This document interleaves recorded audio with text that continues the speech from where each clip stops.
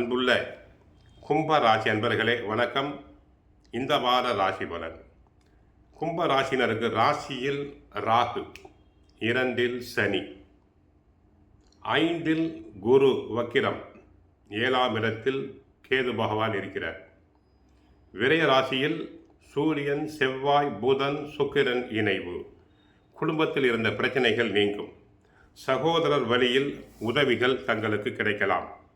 எதிர்பார்த்த சில மகிழ்ச்சியான செய்திகள் கிடைக்கும். கணவன் மனைவி புரிதல் உண்டாகும். பொருளாதாரம் தொடர்பான முயற்சிகளில் சாதகமான பலன் கிடைக்கும். மாணவர்களுக்கு பாடங்களில் இருந்த குழப்பங்கள் விலகும். நன்றாக படிப்பர், நல்ல மதிப்பெண்களை பெறுவர். வெளியூர் பணி வாய்ப்புகள் சாதகமாகும். பூர்வீக சொத்துக்கள் வழியில் ஆதாயம் அதிகரிக்கும். உத்தியோக பணிகளில் சக ஊழியர்களின் ஆதரவுகள் கிடைக்கும். பிள்ளைகளிடம் கனிவுடன் பேசுதல் வேண்டும். அதிக கோபப்படுதல் கூடாது. எதிலும் அவசரமின்றி செயல்பட வேண்டும்.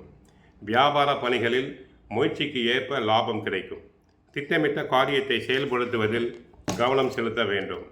சகோதர ஸ்தானத்திற்கும் தொழில் ஸ்தானத்திற்கும் உரிய செவ்வாய் உச்சமாக இருக்கிறார். தன குடும்ப அதிபதி குரு உங்கள் ராசியை பார்க்கிறார்.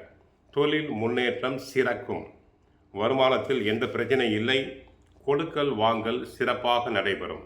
வீட்டுக்கு தேவையான பொருட்களை வாங்குவீர்கள். 5இல் தனாதிபதி குரு இருப்பதும் அவர் உங்கள் லாபஸ்தானத்தை பார்ப்பதும் எல்லா விஷயத்திலும் உங்கள் எண்ணங்கள் அனைத்தும் பூர்த்தியாகும். தெய்வ பலம், முன்னோர்களுடைய ஆசீர்வாதம் தங்களுக்கு உண்டு. ராசியில் ராகு, 7ஆம் இடத்தில் கேது இருப்பதால் கணவன் மனைவி உறவுகளில் சமயத்தில் கருத்து வேறுபாடுகள் வரலாம்.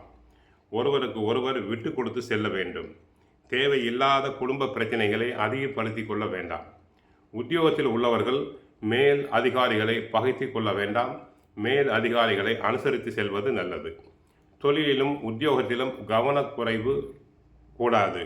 அதனால் கெட்ட பெயர், சில விரும்பத்தகாத மன அழுத்தங்கள் தங்களுக்கு உண்டாகலாம். கோவிலுக்கு சென்றால் ஆஞ்சநேயரை வழிபடுங்கள். சுந்தரகாண்டம் பாராயணம் செய்யுங்கள். குடும்ப கவலையிலிருந்து விடுபட அபிராமி அந்தாதியில் உள்ள 3வது பாடல் அறிந்தேன் எவரும் அறியா என்ற பாடலை மனமுருக பாடுங்கள். வாழ்க வளமுடன், மங்களம் உண்டாகட்டும்.